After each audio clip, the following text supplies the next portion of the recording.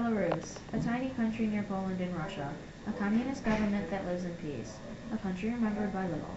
How does their economy hold up? But most importantly, what would happen to their economy if the organizations Belarus is dependent on pulled out their money? Today, the reliance that the Belarusian economy has on others is brought to light. Currently, Belarus is dependent on three different sources of money: a $3 billion loan from the Eurasian Community bailout, a $1 billion loan from the Russian bank Sberbank, and a $2.5 billion loan received from the Russian company Gazprom when they bought Beltransgaz.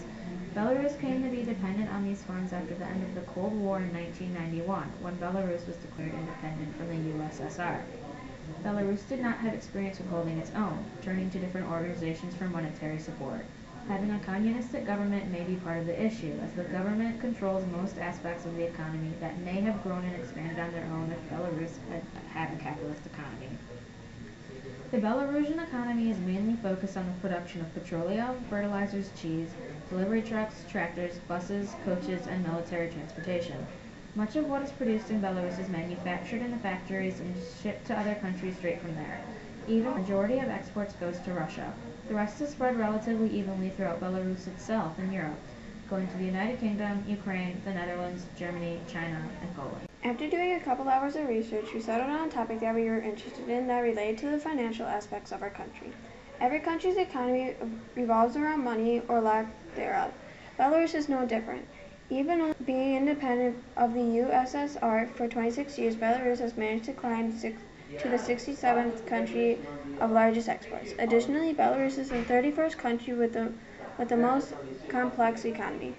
If Belarus had not been given any money to support their economy, they would never have been able to reach those rankings.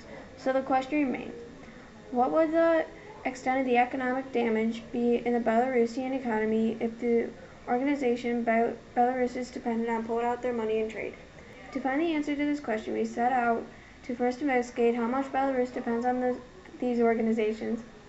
With the large production rate of goods Belarus has, they obviously can support themselves to some extent. However, with how much Belarus leans on the money given to them, they may not be able to come back from the economic downfall.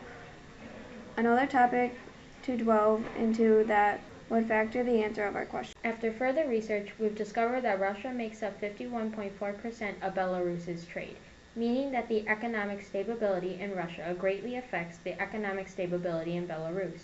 For example, in 2015, when Russia was having economic troubles, Belarus's economy dropped by 3.9%.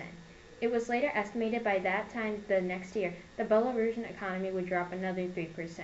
Relying so heavily on trade and monetary aid from Russia would mean that if Russia stopped trading with Belarus, Belarus would be dependent on a bit less than half of what it is currently receiving. In addition, in 2012, Belarus's payment to Russia was $3.8 billion to pay off 36% of oil productions made in Belarus. With that being dependent on Russia and having to pay off that 36% of oil production, currently Belarus would have extensive damage that they may not be able to easily come back from. There is only one way Belarus would be able to come back from such an economic blow, and that would be if Belarus implemented a new economic plan that is currently being developed and fought for. Galina Androva-Vinslet, a World Bank senior economist, has announced that if Belarus focused on working toward a better balanced economic structure, it is quite possible that Belarus could also be able to work toward medium-term economic growth.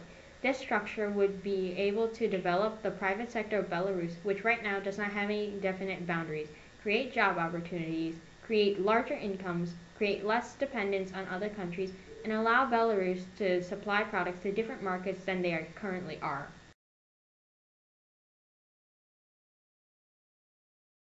A question we were unable to answer was, how does the private sector of Belarus affect the economy? There is not enough information given to the public about the private sectors and how it would affect the economy.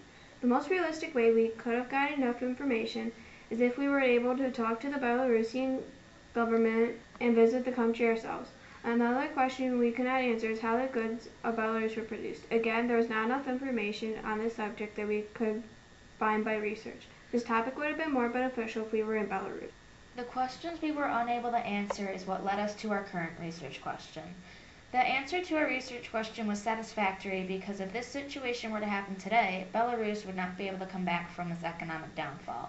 In the future, if they were to strengthen their economy and implement the currently developing economic plan, and if the organizations that provided money pulled out their money, the economy of Belarus would be able to come back from the economic decline.